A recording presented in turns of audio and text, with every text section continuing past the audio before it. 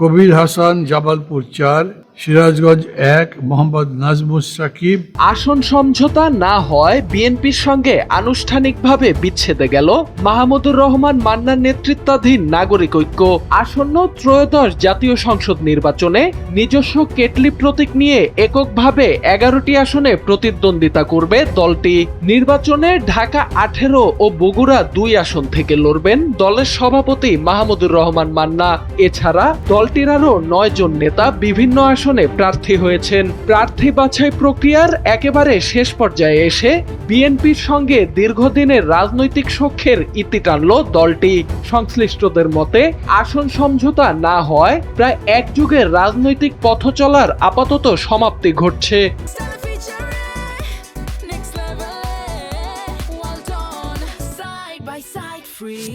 তবে এ বিষয়ে বিএনপির পক্ষ থেকে আনুষ্ঠানিক কোনো বক্তব্য পাওয়া যায়নি। প্রসঙ্গত, গত 24 ডিসেম্বর এক সংবাদ সম্মেলনে বিএনপির মহাসচিব মির্জা ফখরুল ইসলাম আলমগীর 10 জন নেতার সঙ্গে আসন সমঝোতার কথা জানিয়ে তাদের নাম ঘোষণা করেন। ওই তালিকায় বগুড়া 2 আসনে মাহমুদুর রহমান মান্নার নাম থাকলেও পরে সেখানে শাহে আলমকে ধানের শীষ প্রতীক দেয় বিএনপি। পরিস্থিতি বিবেচনায় ঢাকা 18 আসনে মনোনয়নপত্র জমা দেন মান্না।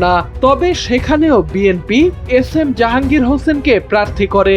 এই প্রেক্ষাপটেই গেল সোমবার জরুরি সংবাদ সম্মেলন করে এককভাবে নির্বাচনে অংশ নেয়ার ঘোষণা দেয় নাগরিক ঐক্য।